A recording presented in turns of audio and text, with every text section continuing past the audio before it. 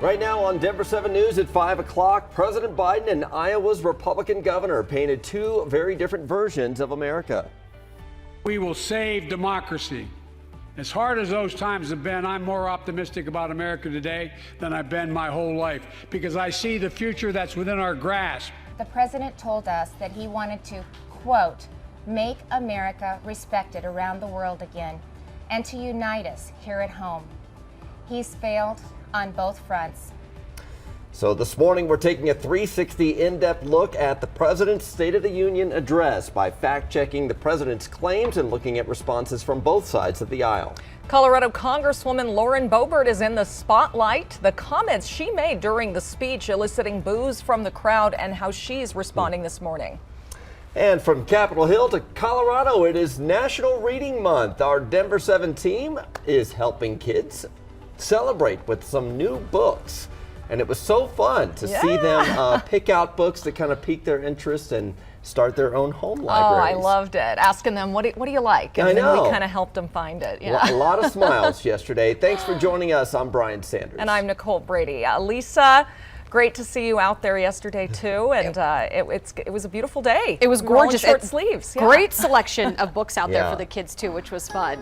Yeah, it's reading outside kind of weather. Beautiful yesterday. We hit a high officially of 69 degrees in Denver. Today is going to be likely even a few degrees warmer. We've got just a little high cloud cover streaming in this morning. It'll be just a light mix of sun and clouds early on and a big warm up in store. Right now, we're already in the low to even mid 40s. We have some neighborhoods across the metro area right around 50. Southwesterly winds 10 to about 15 miles per hour, and that's again going to push us well above normal here. By noon, we're going to be at around 65, hitting a high of about 70 this afternoon, just a few degrees off from the record high. Look at down across southeastern Colorado. I mean, that is almost summer-like weather. Forget spring-like. We're talking near 80 from La Junta east to, it looks like Lamar, 50s, upper 40s in the mountains. What a beautiful day. Coming up, we'll take a closer look, though, at the not-so-pretty part on the Super 7 day. If you're liking this, you're not going to like the weekend. Yeah, the snow up in the mountains also getting a little bit slushy in spots up there with those warmer temperatures. Right now we have a good drive on I-70. You can see it in the lower section. Had some construction through here, but not seeing any delays, not worth an alternate route. Take a look at the drive up north at I-25 at 136. Northbound side, southbound side, again, wide open. You can see that on the map here this morning. A lot of green out there. 36 looks fantastic. No problems on 93 or out to the west side of town. Had some overnight construction over there on I-70 over by Applewood, but it's all pretty much picked up and moved out of the way.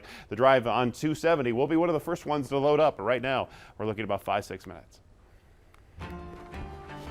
The State of the Union is strong because you, the American people, are strong.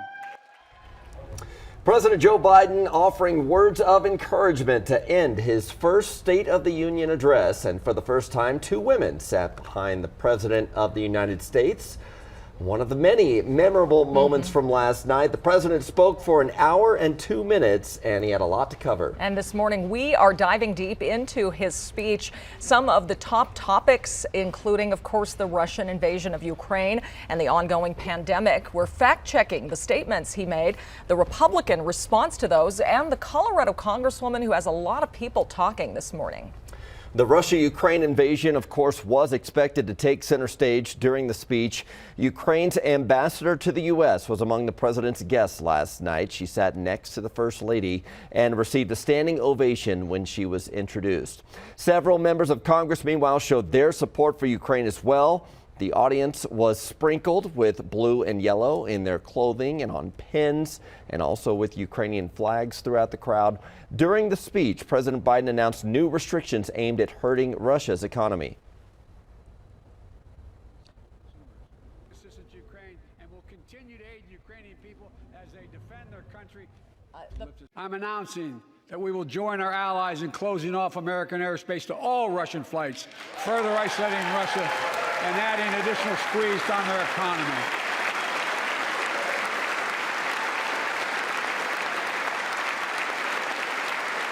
He has no idea what's coming. The president also outlining his plan to emerge from the coronavirus pandemic. He said his administration will work to keep offices and schools open. He also called on Congress to end the political polarization of the virus. Let's use this moment to reset. So stop looking at COVID as a partisan dividing line. See it for what it is, a god-awful disease. Let's stop seeing each other as enemies and start seeing each other for who we are, fellow Americans. Starting next week, Americans can order more free COVID tests. The president said the administration's scientists are working hard to get a vaccine authorized for children under 5 as well. In the Republican response, Iowa Governor Kim Reynolds criticized the president's record at home and abroad.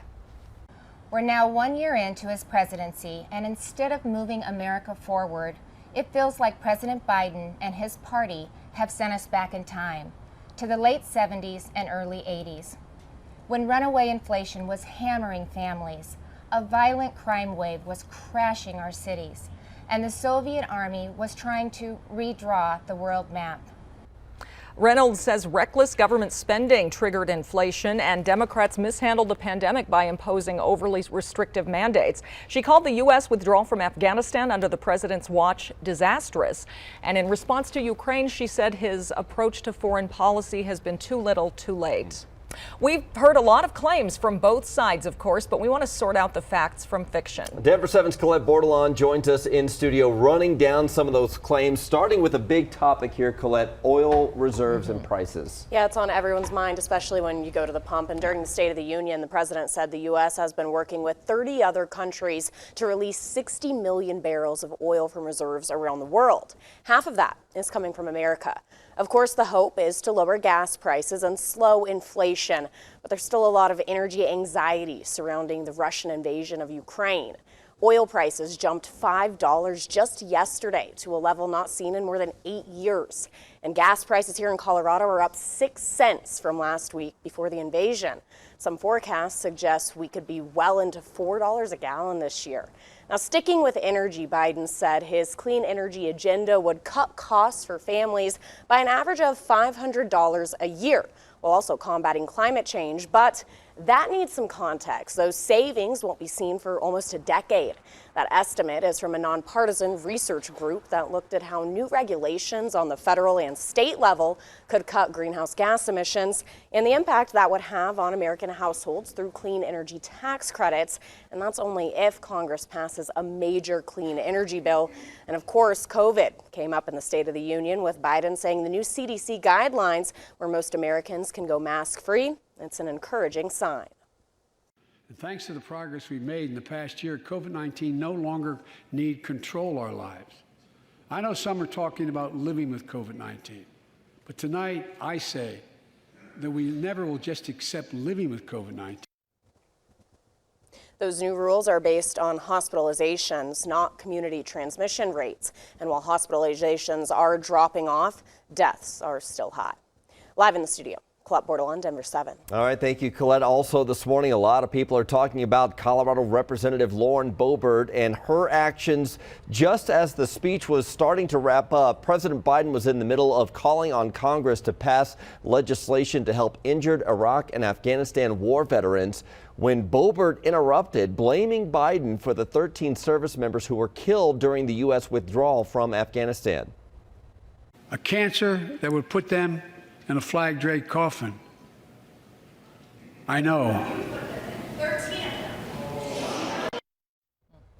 And there were boos in the crowd. Boebert also arrived to the Capitol wearing that shawl that read, "Drill, baby, drill," a statement in support of increased drilling for oil and gas. She has pushed for America's energy independence in the wake of the Ukraine crisis. Denver 7 also spoke with Colorado Congressman Jason Crow after the speech. He had some harsh words for Representative Boebert. We've known for a very long time that Lauren Boebert doesn't know what she's doing. During a moment where the president was trying to honor our fallen as the commander-in-chief, a very somber moment that both Republicans and Democrats were recognizing and reflecting on. She took it upon herself to sow politics and try to interrupt the president's speech, which was entirely inappropriate. And President Biden used his speech to reband his Build Back Better plan, which died in the Senate last year. The president still hopes to pass key parts of his domestic agenda. He talked about lowering prescription drug and child care costs last night. March is National Reading Month, and Colorado is working to get more young kids reading at and above grade level. The state has shifted to a science-based approach to teaching reading to kindergarten through third graders. Many districts have recently changed their reading curriculums because of this, and by August of this year, all K through 3 teachers in the state will be required to be trained in specific evidence-based methods. The state education department will provide the training. They are given that opportunity really just to understand the foundational patterns really of how we learn to read, right? The associations with symbols and the relationships to sounds. The science-based approach focuses on 5 key components: phonemic awareness, phonics, fluency, vocabulary, and comprehension. And right now, state lawmakers are considering a bill that would require elementary school principals to also complete this training. Well, and we helped kick off National Reading Month by giving kids new books. Yes, this was a fun event. Our Denver 7 morning team was at the William E. Cope Boys and Girls Club in Denver yesterday to help students shop at their after-school program. It was a distribution event that was part of the Scripps Howard Foundation's If You Give a Child a Book campaign that promotes childhood literacy. And a lot of fun to have the kids of all ages walk in and see what was interesting to them. So there were funny character books, there were superheroes, mysteries, even some diaries that were there. And Denver 7 will be back this summer for another book distribution event before the school year begins. But I found myself picking up some ideas for my boys too. I was taking pictures, and that was the most fun shopping I think I've ever had. Yeah. Well, Colorado groups are hoping to keep a major outdoor show in our state. The incentives they're offering to prevent a move to Utah. Also, Marshall fire victims in Louisville could get some help in their rebuilding process. City Council is working on an exemption for some controversial building codes.